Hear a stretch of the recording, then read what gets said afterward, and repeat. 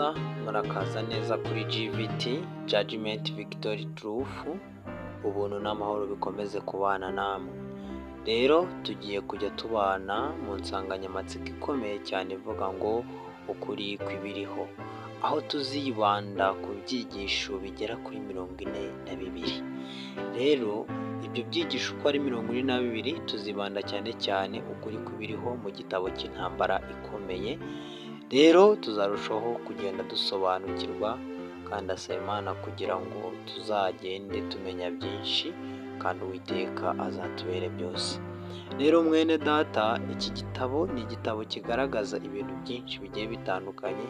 Tuzareba irimbuka Yerusalemu ndetse n'irimbuka ry'isi, ndetse tukareba no gutabarwa ku bwoko bw'Imana. Rero nkwifurije kuzaba mu bwoko bw'Imana kandi ugatabarwa rwose. Rero nakurarikira gukora subscribe kugira ngo ibiganiro dutegura bizajye bihita bikugeraho, kandi nkurarikira no gukora like. Ese nimba ubikunze nta kibazo gukora like, noneho comment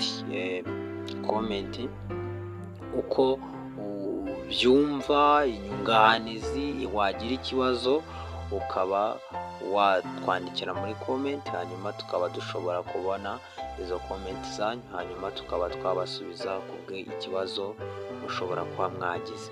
Rero ubwo ngubwo ushobora no gukora share, ugasharinga ku nshuti zawe, ukabasangiza mu byigisho tuzajya tuganira.